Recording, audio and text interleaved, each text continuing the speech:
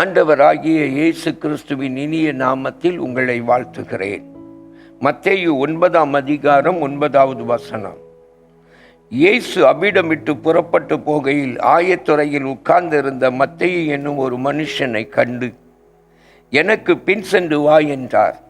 அவன் எழுந்து அவருக்கு பின் சென்றான். அழைப்பு. என கண்பானவர்களே, இன்றைக்கு அநேகர் கேட்கிறார்கள், எனக்கு ஊழியத்திற்கு அழைப்பு இருக்கிறதா? ஊழியத்தின் அழைப்பு 2 வகையானது. ஒன்று பொதுவானது. மீட்கப்படுகிற ஒவ்வொருவரும் ஊழியம் செய்ய அழைக்கப்பட்டிருக்கிறோம். என கண்பானவர்களே, நீங்கள் ரட்சிக்கப்பட்டீர்கள் என்றால் நீங்கள் ஊழியம் செய்ய அழைக்கப்பட்டிருக்கிறீர்கள். நீங்கள் சுவிசேஷத்தை பிரசங்கியாமல் இருக்க முடியாது. சிலர் சொல்வார்கள், நான் ஏன் இன்னும் ஊழியத்தை ஆரம்பிக்கவில்லை? நான் இன்னும் அபிஷேகம் பெறல, நான் இன்னும் அந்நிய பாஷை பேசல, அதனால தான் நான் ஊழியத்தை இன்னும் செய்ய ஆரம்பிக்கலன்னு. இல்லை, நீங்கள் ரட்சிக்கப்பட்ட உடனே நீங்கள் ஆண்டவருடைய ஊழியத்தை செய்ய ஆரம்பித்து விட வேண்டும். அதைத்தான் வேதம் நமக்கு சொல்லுகிறது. பாருங்கள், அப்போஸ்தலனாகிய பவுலை பாருங்கள். அப்போஸ்தலனாகிய பவுலை குறித்து வேதம் என்ன சொல்லுகிறது? 9ஆம் அதிகாரம் 20வது வசனத்தை பார்க்கும் பொழுது, அங்கே அப்போஸ்தலர் 9:20 நாம் பார்க்கிறோம், தாமதமின்றி கிறிஸ்து தேவனுடைய குமாரன் என்று ஆலயங்களிலே பிரசங்கித்தான். ரட்சிக்கப்பட்ட பிறகு தாமதிக்கிறதுக்கு எந்த உரிமையும் இல்லை. தாமதிக்கிறதற்கு, சுவிசேஷத்தை பிரசங்கிக்க தாமதிக்கிறதற்கு ரட்சிக்கப்பட்டவர்களுக்கு எந்த காரணமும் இல்லை, எந்த உரிமையும் இல்லை.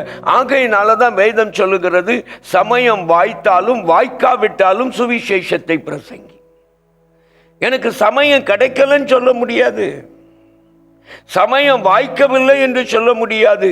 வாய்க்காவிட்டாலும் சுவிசேஷத்தை பிரசங்கி. அதனால தான் வேதம் சொல்லுகிறது, நான் சுவிசேஷத்தை பிரசங்கியாதிருந்தால் எனக்கு ஐயோ.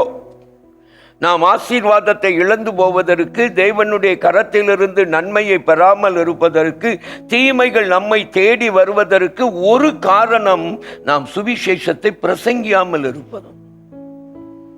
இது பொதுவான அழைப்பு. 2வது ஒரு அழைப்பு, அது தனிப்பட்ட அழைப்பு. இங்கே மத்தேயுவுக்கு கொடுக்கப்படுகிற அழைப்பு தனிப்பட்ட அழைப்பு. ஆயத்துறையிலே உட்கார்ந்திருக்கிற மத்தேயுவை ஆண்டவர் காண்கிறார். பொதுவான அழைப்புள்ள நமக்குள்ளே ஆண்டவர் மத்தேயு போன்ற சிலரை காண்கிறார். கண்டு அடுத்து வேதம் சொல்லுகிறது, அவனை பார்த்து சொல்லுகிறார், எனக்கு பின் சென்று வா. ஊழியங்கிறது இயேசுவுக்கு பின்னால வர்றது. என கண்பானவர்களே, அழைப்பு எதற்கென்றால் இயேசுவை பின் செல்வதற்கு. நம்மை அழைத்த இயேசுவை பின் செல்வதற்கு. நீ எனக்கு பின் சென்று வா. இங்க வேதம் என்ன சொல்லுகிறது தெரியுமா? அவன் எழுந்து அவருக்கு பின் சென்றான். அவர் அழைப்புக்கும் அவனுடைய கீழ்ப்படிதலுக்கு இடையில ஒருவரும் வரல. அவன் குடும்பம் வரல, அவன் மனைவி வரல, அவன் பிள்ளைகள் வரல, அவன் பெற்றோர் வரல, உடன் பிறந்தவர்கள் வரல, நண்பர்கள் வரல. தேவன் நம்மை அழைக்கிற அழைப்புக்கு இடையில் யாரையும் கொண்டு வந்து விடாதிருங்கள், எதையும் கொண்டு வந்து விடாதிருங்கள். அவன் வேலை பார்த்து கொண்டிருந்த அந்த வேலையும் வரவில்லை. அவன் அமர்ந்திருந்த அந்த ஆயக்காரருடைய அந்த மேசையும் அந்த நாற்காலியும் வரவில்லை. அதையும் விட்டு விட்டான். ஊழியத்திற்காக விட்டுவிட வேண்டியது, இந்த தனிப்பட்ட அழைப்பிற்காக விட்டு வர வேண்டியது ஏராளம். அதை விட்டுவிட மனமில்லாதவன் கலப்பையில கை வைத்து விட்டு பின்னிட்டு திரும்பி பார்க்கிறவன். இன்னைக்கு நிறைய பேர் இயேசுவை பின் செல்வதற்கு முன்னால, நான் அங்க போய் கன்சல்ட் பண்றேன், இங்க போய் கன்சல்ட் பண்றேன், அண்ணாட்ட போய் கேட்கிறேன், இன்னாட்ட போய் கேட்கிறேன். இயேசுவின் அழைப்பை உறுதி செய்வதற்கு உங்களுக்கு வேறு யாரு வேண்டும்? இந்த தவறை விட்டு வெளியே வந்து அழைக்கப்பட்டு இன்னமும் தேவனுடைய பணிக்கு வராதிருக்கிற, சுற்றிலும் இருக்கிற வசதிகளை, வாய்ப்புகளை, வசதியான பிரதேசத்தை, அவன் அதே சேர்ல அதே டேபிள்ல உட்கார்ந்து இருந்தான்னா வசதியான பிரதேசத்துல இருப்பான். ஆனா அதை விட்டு இயேசுவை பின் செல்லுகிறான். இந்த வசதியான பிரதேசத்தை தேடுவதை நிறுத்துங்கள். இயேசுவுக்கு பின் செல்ல விட்டு எழும்புங்கள். ஆண்டவர் உங்களை ஆசீர்வதிப்பார். ஜெபிப்போமா? அன்பின் பரம தகப்பனே, மத்தேயு எழுந்தது போல் நாங்கள் எழும்ப எங்களுக்கு கிருபை தாரும்.